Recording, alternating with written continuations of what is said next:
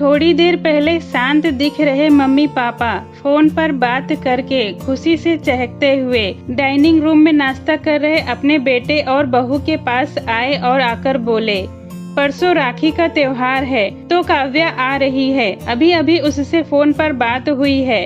दामाद जी भी आ रहे हैं। वरुण, तुम कल 4 बजे एयरपोर्ट पर चले जाना, दोनों को लेने के लिए। वरुण ने गुस्से में कहा, इस काव्या को कोई काम धंधा नहीं रहता है क्या? जब देखो तब आ जाती है। यहाँ पर आने के लिए तो बस उसे बहाने चाहिए। मैं नहीं जाऊँगा, मुझे और भी जरूरी काम है। क्या वो टैक्सी करके नहीं आ सकती है?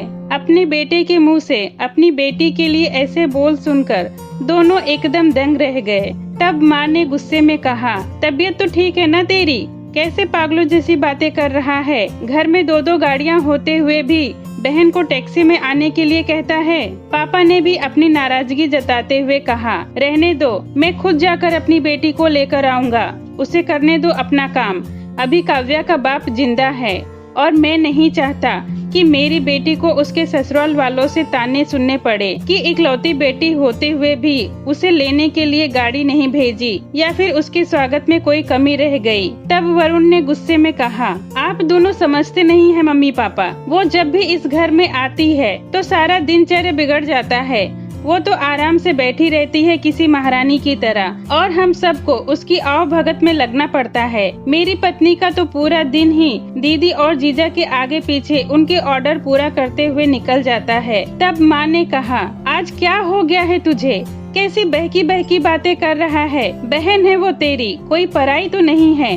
अब क्या है उसका इस घर में? शादी में दे दिया था ना हमने जितना देना था उसे, फिर क्यों चली आती है बार बार यहाँ पर और हर बार बैग भर भर कर लेकर जाती है? वो अलग। आपको समझना चाहिए वो सिर्फ हमें लूटने आती है और कुछ नहीं। वरुण ने तंज कसते हुए कहा। इतना सुनते ही पापा गुस्से से आग बबूला होकर बोले, तुझे क्या? अगर वो यहाँ से थोड़ा कुछ ले जाती है तो ये सब मेरी मेहनत की कमाई का है और मैं जो चाहूँ वो करूँ, चाहूँ तो उसे पूरा ही दे दूँ। तब वरुण ने अपनी आवाज धीमी करते हुए बोला, मैं कहाँ कुछ नई बात कर रहा हूँ मम्मी पापा, मैं तो वही बोल रहा हूँ जो मैंने बरसों से बुआ के साथ होते हुए देखा है। आज आपने अपनी बेटी के खिलाफ 2 शब्द क्या सुन लिए? आप तो गुस्से से लाल हो गए। जरा सोचिए, जब आप बुआ के साथ ऐसा व्यवहार करते हैं तब दादी को कैसा लगता होगा?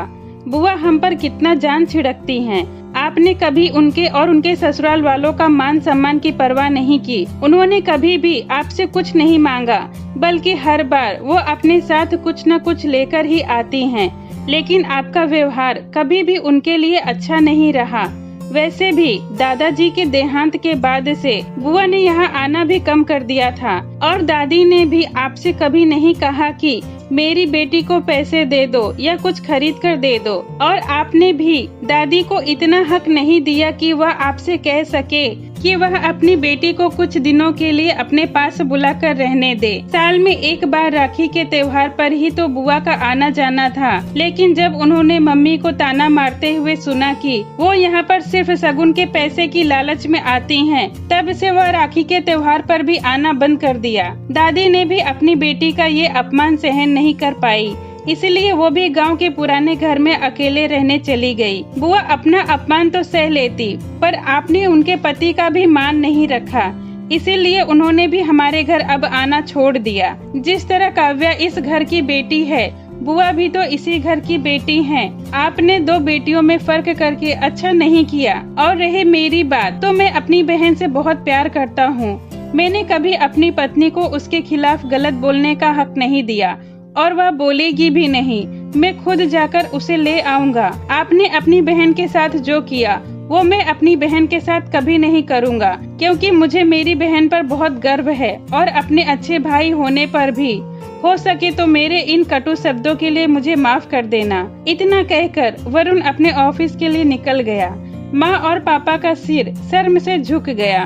थोड़ी देर की शांति के बाद पापा ने हिम्मत कर अपनी बहन को फोन लगाया। बहन के फोन उठाते ही पापा फूट फूट कर रोने लगे और बोले, दीदी हमें माफ कर दीजिए। हमने इतने साल आपके साथ जो भी बुरा व्यवहार किया है उसके लिए हम सच में बहुत शर्मिंदा हैं। दीदी, आपकी बहुत याद आ रही है।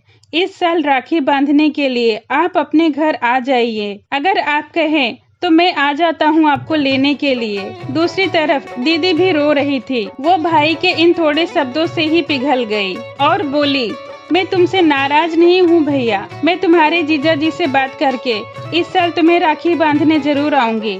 इतना कहकर दीदी भी फूट फूट कर रोने लगी।